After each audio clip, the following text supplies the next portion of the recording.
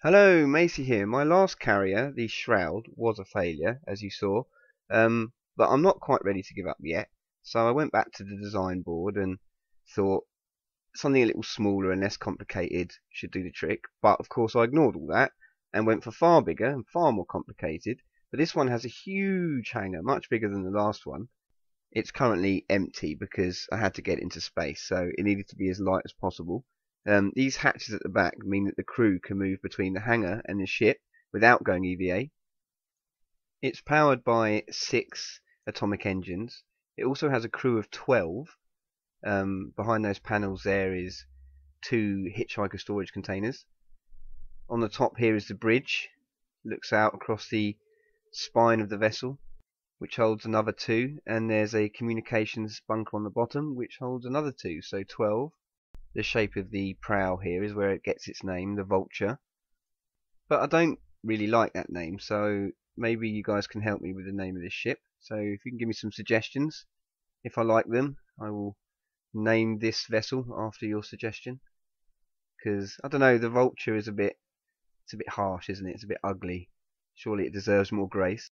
So after our little tour, back to the crew quarters, a bit of R&R, and all we need now is to get some fighters up here.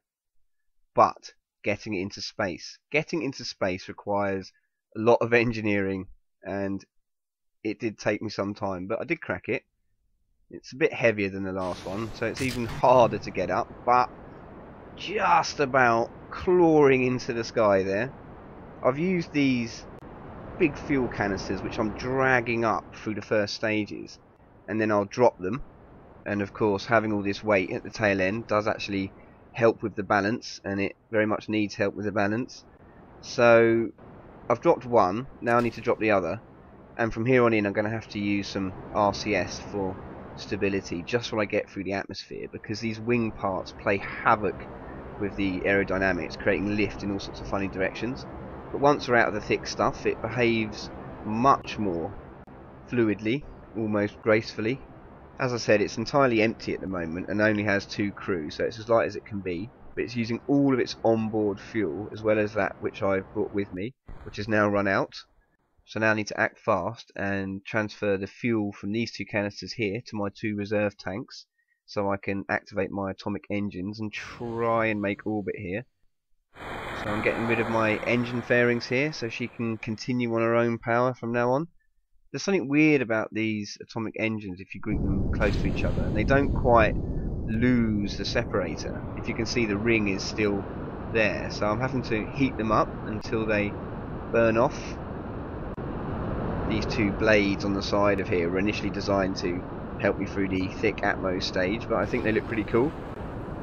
And there goes the rings, so now we are completely free of the cloying remnants of that ascent stage. This really is touch and go. This is only barely able to get into orbit, and as you see, that is a decaying orbit. I've used all of my fuel, but that won't stay in orbit. The far side is beyond atmosphere, but this side isn't.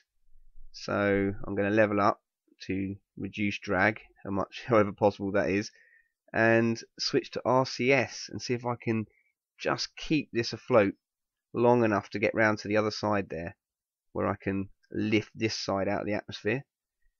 As you can see, it's decaying rather rapidly. If this drops below 80 on the far side, I'm screwed basically, but it looks like I'm okay. So RCS burn at the far side and drag that above 80, and as soon as that is, I'm permanently in orbit. The gargantuan task of getting this behemoth into space, it's not easy at all. I think this is at the limit. A little view from the bridge here, sunrise. So yeah, at its limit. I've got it up to 125-kilometer orbit here, and I've used everything, every ounce of fuel and every breath of RCS. So now I need to equip this and send some crew and some fighters up. So as you can remember from my last video, I left a poor fighter stranded in space after destroying the failed Shroud. He's got no way of landing, he can only land on a carrier. But as you can remember, it had torpedoes on the front, and they had a very precise spacing in order to be able to reload those torpedoes, which is my intention. So this ship here is just going to install that torpedo reloading device on the back of the hangar, so I can enable that fighter, the Nero Mark II, to come and dock. We can't, after all, leave him stranded in space, can we? I'm going to have to send up all sorts of supply ships. It needs to be refueled, it needs to be armed, and it needs crew. So there's lots of arming points, there's lots of firm points and ports scattered around this, so I can, over a period of time, equip it with more and more things and try different loadouts and so on. So it's quite versatile like that. I just need to turn this round and back onto this now open port as gently as I can, and there you go, there's a connection. Please, yeah, there you go.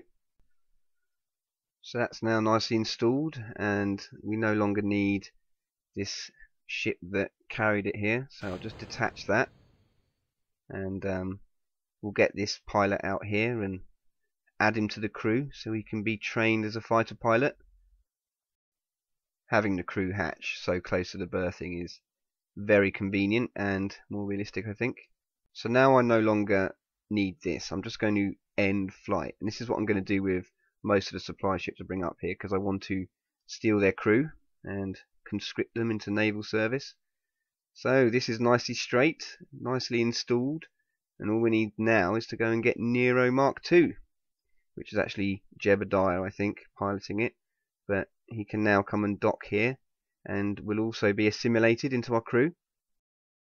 So time to go and rescue the Nero. It's still out here next to the floating monument of my failure, the macabre remnants of the Shroud. May it rest in pieces. So here it is, no longer any torpedoes or any place to land, so hopefully we can address both of those issues. Just need to rendezvous with the new carrier, which is quite straightforward. Got lots of fuel left over, in fact. So here we are, maneuver node down, and now I just need to power up these ion engines. As I mentioned before, I only get full power at dawn and dusk with this configuration, so best to do all maneuvers from here. But now we've arrived at the carrier, we can fold these sails away and continue on RCS, which is a very good impulse engine actually when you're close to your target, and it's such a light ship that it doesn't really use a lot, so I always switch to RCS when I get close. There it is, our saviour, jewel hanging in the night sky. Trying to be cinematic here because it is so very cinematic to be docking at a capital ship. But cockpit view really does help actually with things like this, because you can line things up so much easier. I've put these little navigation lights on either side of the entrance here, so you can line up and hopefully know where your wings are as you're coming in. Bit of a visual aid, and it does fit. I was concerned actually that it wouldn't fit, but it fits quite comfortably, so that's a win.